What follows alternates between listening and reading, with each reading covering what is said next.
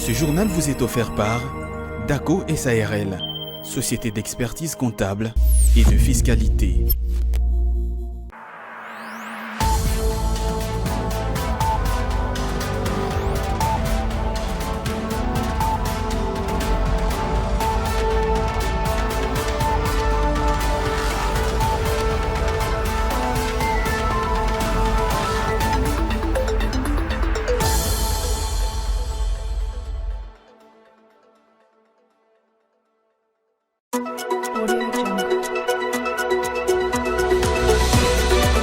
L'approbation de la 5e revue par les conseils d'administration du Fonds monétaire international a figuré parmi les points de communication du président de la République, Félix-Antoine Tshisekedi, lors de la 120e réunion du Conseil des ministres.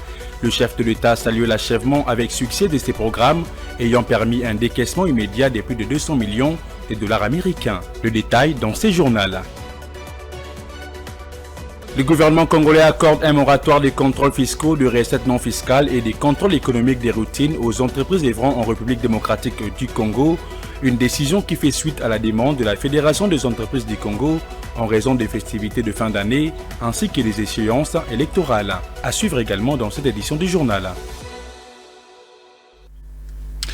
Merci de choisir Ecofin Télévision pour vous informer, mesdames et messieurs. Bienvenue dans cette édition du journal. L'approbation de la 5e revue par les conseils d'administration du Fonds monétaire international a figuré parmi les points des communications du président de la République, Félix-Antoine Tshisekedi, lors de la 120e réunion du Conseil des ministres, saluant l'achèvement avec succès de ces programmes ayant permis un décaissement immédiat de plus de 200 millions de dollars américains. Le chef de l'État a encouragé l'accélération des réformes devant renforcer la bonne gouvernance. Cette approbation de la 5e revue de l'accord de facilité élargie des crédits conclu avec l'institution de Bretton Woods est intervenue depuis le 14 décembre 2023. Cela tient de la performance macroéconomique attestée par les taux de croissance qui est estimé à 6,2% en 2023, un niveau de performance qui traduit en conséquence le degré de résilience de l'économie nationale.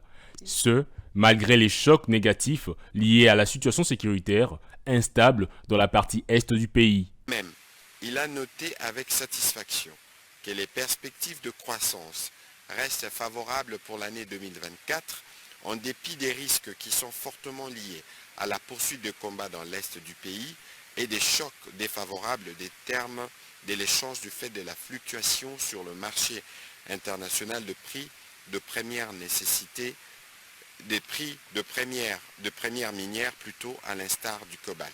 Ces perspectives de croissance devraient se pérenniser en 2024, a martelé le chef de l'État au cours de cette 120e réunion du Conseil des ministres, la dernière de l'année 2023 et du premier quinquennat du chef de l'État, Félix Tshisekedi. Mais c'est là, non sans risque, comme les rapporte de nouveau le porte-parole du gouvernement, Patrick Mouyaya. Toutefois, la conclusion satisfaisante de la 5e revue a permis un décaissement immédiat de 202,1 millions de dollars américains pour la constitution des réserves internationales. À noter que Félix Tshisekedi a salué les réformes qui renforcent la bonne gouvernance et la crédibilité budgétaire. À la même occasion, il a appelé les gouvernements au strict respect des engagements pris avec les FMI pour garantir le plein succès de la 6e et dernière revue. La mise en œuvre du plan national stratégique du développement 2024-2028 était l'un des sujets au cœur des échanges entre les membres du gouvernement lors de cette même réunion du Conseil des ministres. Le ministre de la Communication et Médias, porte-parole du gouvernement Patrick Mouyaya, revient sur l'essentiel de la question. On l'écoute. La ministre d'État, ministre du Plan, a présenté au Conseil le contexte du processus de formulation du programme national stratégique de développement 2024-2028, tout en mettant en exergue les leçons apprises de la mise en œuvre du PNST 2019-2023 par la prise en compte de principales recommandations. Elle a également expliqué au Conseil la démarche, le contenu du PNSD 2024-2028 et les prochaines étapes. De sa présentation, il ressort globalement que contrairement au PNSD 2019-2023, le nouveau plan quinquennal est présenté en un document unique reprenant le cadre stratégique, le cadre opérationnel et les programmes d'investissement public. Pour garantir sa mise en œuvre Il devrait être introduit au Parlement au moment du débat d'orientation budgétaire et il serait nécessaire de réviser à ces propos les cadres budgétaires à moyen terme 2024-2026 à la lumière de ces PNSD 2024-2028. De cette manière, l'actualisation du CBMT se fera concomitamment avec celle du PIP. Ainsi, les PNSD auront un caractère glissant dans un cadre stratégique unique mais ajustable. Les crédits budgétaires annuels seront clairement indiqués pour les secteurs concernés pour chacun de 5 domaines de concentration. La ministre d'État, ministre du Plan, a conclu son propos en conviant tous les membres du gouvernement à bien vouloir s'approprier cette note qui fixe la finalisation du PNS2 2024-2028. Les conseils a pris acte de cette note d'information. La Commission électorale nationale indépendante continue à publier des résultats partiels de la présidentielle. À ce stade, ceux-ci placent très largement en tête avec 72,89% de voix. Le président sortant Félix-Antoine Tshisekedi, les résultats annoncés jusqu'à présent portent sur 15 923 911 votants sur un total de près de 44 millions d'électeurs inscrits. Commentaire. La Commission électorale nationale indépendante a poursuivi avec la publication des résultats partiels de l'élection présidentielle du 20 décembre dernier. D'après les données de la centrale électorale, Félix-Antoine Tshisekedi conserve une nouvelle fois une avance considérable sur ses adversaires. Sur 15 923 911 voix comptabilisées vendredi soir par la CENI, Félix-Antoine Tshisekedi réalise un score de près de 72,89% à cette élection à un seul tour. Il est suivi de Moïse Katumbi, ancien gouverneur de la province minière du Katanga, crédité de 18,27% de voix, et de Martin Fayulu, candidat malheureux à la présidentielle de 2018, 5,20%. Des résultats partiels publiés depuis une semaine par la CENI, qui n'a pas encore établi les taux de participation, confirment jour après jour une victoire très nette du chef de l'État sortant au pouvoir depuis janvier 2019 et candidat à un second mandat de 5 ans. Il s'est de rappeler que près de 44 millions d'électeurs avaient été appelés aux urnes, en plus de la présidentielle, des élections législatives, provinciales et locales, dont les résultats seront annoncés ultérieurement, étaient aussi organisés dans ces vastes pays d'Afrique centrale, mais aussi dans 5 autres pays pilotes pour la diaspora. Et puis, le président de la Commission électorale nationale indépendante, Denis Kadima, a au cours d'une interview au centre Bossolo souligné la transparence du processus électoral. Il a en outre évoqué la question des observations électorales à long terme et à court terme, mais aussi la publication des résultats bureau de vote par bureau de vote, ainsi que l'utilité de la mise en place du centre Bossolo, qui est une première depuis les processus de 2006. On l'écoute. Moi, je pense que c'est le plus important. Nous sommes dans un pays où les gens n'ont pas toujours la chance de voir un processus transparent. Cette CENI nous donne toute la transparence. C'est pour ça que nous avons établi ce centre de solo. C'est pour que les gens puissent voir de leurs propres yeux. Et quand nous aurons fini, nous allons publier les résultats sur notre site web. Prenez vos résultats, vous, les journalistes, les témoins des partis eux-mêmes, les observateurs, vérifiez. Et si vous voyez, si vous suivez les déclarations des missions d'observation, toutes les missions, alors toutes, internationales comme nationales, tout le monde converge dans la même direction pour reconnaître qu'en effet, le processus est crédible. Les irrégularités, c'est dans l'œuvre humaine. Quand nous avons des problèmes d'aide opérationnelle, c'est des difficultés. Nous n'avons jamais aspiré à gérer un processus qui ne rencontre aucune difficulté. Ce qui compte, ce n'est pas d'avoir des difficultés, ce qui compte, c'est de vous faire face aux difficultés. Et je pense que la CENI a mis tout en œuvre. Quand vous observez nos différents cycles électoraux, vous allez vous rendre compte que depuis 2006 à toujours, nous n'avons jamais eu un bon niveau d'inclusion. À l'époque, on nous a jeté de fleurs. Quand ceux qui craignaient qu'ils ne soient pas candidats ont découvert que même eux ont été acceptés. 100 000 candidats, c'est plus jamais fait. Au-delà de ça, vous avez la transparence. Nous avons permis l'observation long terme, l'observation à court terme. Nous avons vraiment ouvert le jeu pour que tout le monde puisse voir. Ça aussi, ça fait partie de la transparence, c'est-à-dire le centre de solo, et puis plus tard, les résultats que nous allons publier par bureau de vote. Observez le caractère apaisé de ces élections ici. Ce que j'en ai vécu. Dans ce pays, les jours des élections, les gens se perdent à la maison. Les gens circulent. surtout parce qu'ils savent que les résultats que nous sommes en train de publier reflètent leur choix. Il y a aussi une trompe. En fait, vous n'êtes pas en train de vous rendre compte que vous êtes à un moment assez historique où les Congolais vont commencer à avoir des élections civilisées. Bonne nouvelle pour les entreprises œuvrant en République démocratique du Congo. Les gouvernements congolais accordent un moratoire des contrôles fiscaux, des recettes non fiscales et des contrôles économiques des routines. Une décision qui fait suite à la demande de la Fédération des entreprises du Congo en raison des festivités de fin d'année ainsi que des échéances électorales et c'est en vue de faciliter les opérations économiques en cette fin d'année. S'étendant sur l'ensemble du territoire national, ce moratoire prend en compte la période comprise entre le 20 décembre 2023 et le 31 janvier 2024. Pour les gouvernements qui accèdent à la requête du syndicat patronal des entreprises congolaises, cette décision a pour finalité de permettre aux opérateurs économiques de préparer leurs états financiers dans la sérénité. Si la Fédération des entreprises du Congo se réjouit de cette décision, suspendant momentanément les missions programmées et diligentées par les régies financières, de son côté, le gouvernement congolais indique qu'en cas de suspicion sérieuse de fraude, une dérogation spéciale est motivée pourra préalablement être sollicitée à la tutelle. Pour rappel, c'est depuis novembre dernier que la Fédération des entreprises du Congo avait sollicité la suspension durant 3 mois du contrôle fiscal et économique dans les entreprises par le biais d'une lettre adressée au Premier ministre Samalou Kondi.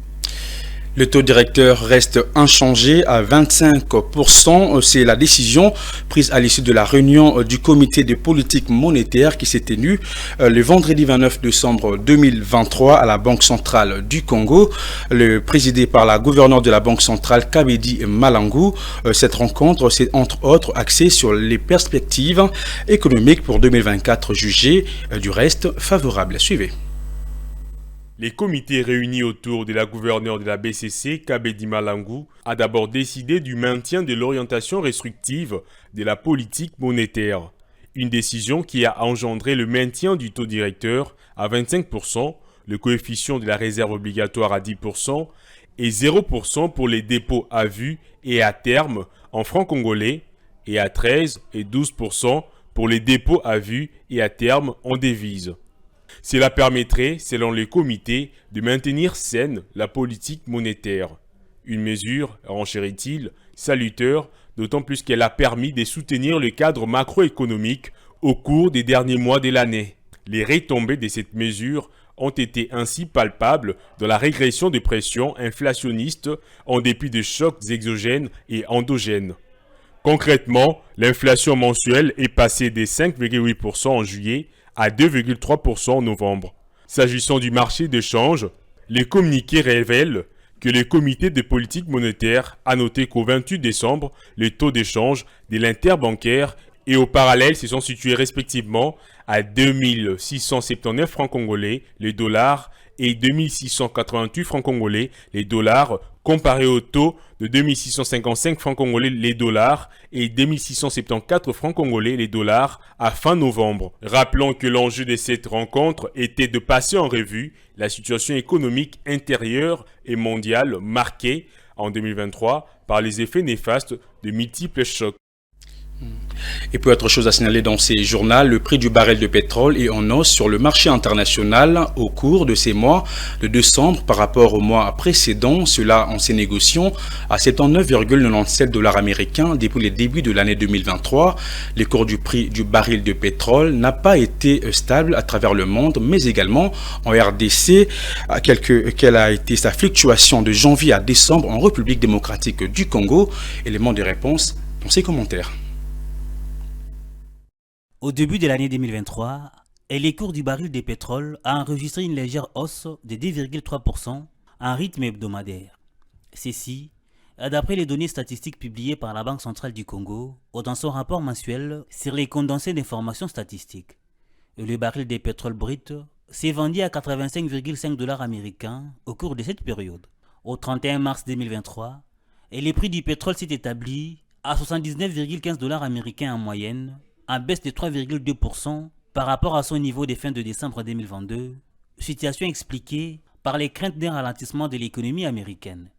à la période correspondante de 2022, ces cours s'est situé à 113,53 $ américains le baril, indiquant une augmentation de 51,5% par rapport à fin décembre 2021. Cette situation d'instabilité s'est poursuivie toute l'année où au 3 août 2023, et les prix du baril du pétrole s'est situé à 85,56 $ américains, enregistrant une hausse hebdomadaire de 2,12%, poussée par l'annonce de l'Arabie Saoudite, premier exportateur mondial des brut. C'est un prolongement de la réduction de sa production de pétrole d'1 million de barils par jour, entamée depuis juillet. Au 2 novembre 2023, et les prix du baril s'est établi à 87,01 $ américains, soit une baisse hebdomadaire de 3,24%, à raison principalement des perspectives économiques moins favorables dans certaines régions, notamment en Europe, en Chine et au Japon, selon les baromètres de la Banque centrale du Congo. Pour ce mois de décembre 2023, et les prix du baril ont atteint une hausse de 4,11% pour se négocier à 79,97 $ américains.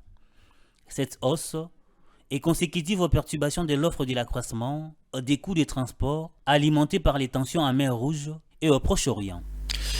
Et pour terminer, coup de projecteur à Ngaliema au quartier Kintuka Pêcheur, plus précisément sur l'avenue Moukadi de la localité des Molokai où le pont Karigré jeté sur la rivière Mbinza est submergé par la montée actuelle des eaux du fleuve Congo, une situation qui met en mal les quotidiens des habitants de cette partie de la capitale et surtout des usagers de cette artère réhabilitée il y a environ 3 ans afin de désengorger cette partie de la commune d'Ngaliema.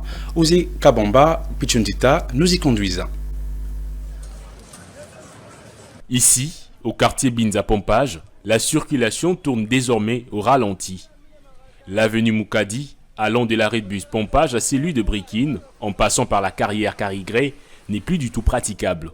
À la base, les eaux débordant du fleuve Congo, à partir de 2 de ses affluents, les rivières Lukunga et Binza qui traversent ces quartiers. Ces eaux ont inondé les ponts Karigré, jetés sur la rivière Binza, une voie d'accès des grands apports pour cette partie de la capitale. Alors que certains tirent profit de cette situation pour en faire un gagne-pain des circonstances, les conducteurs des transports en commun sont aux abois. La route menant vers Karigré est devenue impraticable. Le pont est inondé et il nous est impossible de traverser ce pont. Nous sommes obligés de prendre un chemin détourné, ce qui nous rend la tâche difficile. Les autorités sont appelées à s'y pencher pour décanter la situation. Cette situation dure depuis un peu plus de 3 jours. L'eau qui stagne sur ce pont est tellement profonde à telle enseigne que nos motos ne peuvent plus circuler. Certes, le fleuve refoule ses eaux, mais il faut aussi curer les caniveaux qui sont bouchés. Sur son passage, les eaux ont déjà englouti plusieurs maisons d'habitation à proximité. Une scène similaire dans la capitale Kinshasa date des années 60. Fin de ce journal, mesdames et messieurs, mais si vous avez pris en cours des diffusions, voici le rappel du titre.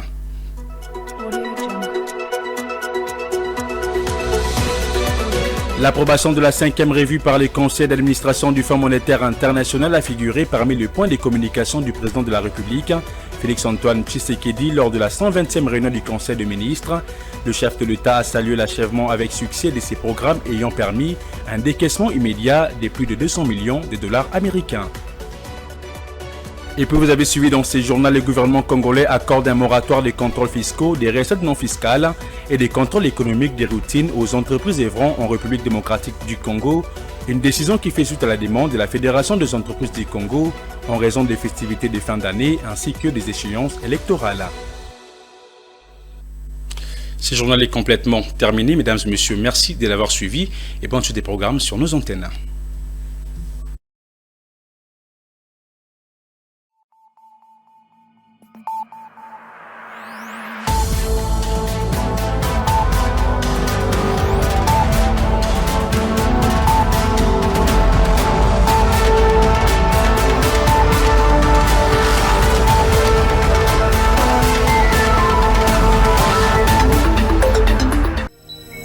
Ce journal vous a été offert par DACO SARL, société d'expertise comptable et de fiscalité.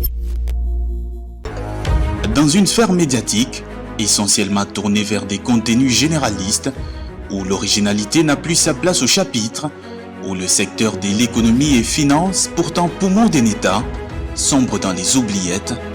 Voici enfin Ecofin Télévision. Économie et finance télévision, votre chaîne thématique essentiellement économique, vous offre un contenu original. Nous traitons des questions monétaires, commerciales, énergétiques, minières, pétrolières et environnementales.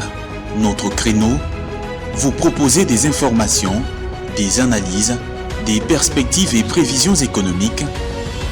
Ecofin Télévision vous permet également de comprendre la coopération entre les États et les institutions, sans oublier l'épineuse question de la dette. Ecofin Télévision, tout savoir sur les investissements, les échanges commerciaux, la balance commerciale et la balance des paiements, le taux d'échange, l'état des lieux de la lutte contre les détournements des finances publiques, la coopération bilatérale ou multilatérale. Ecofin Télévision vous explique comment l'économie nationale est directement liée à l'économie mondiale. Notre particularité fait notre originalité. C'est pourquoi nous disons Ecofin Télévision, mieux que savoir sur l'économie et finances, comprendre.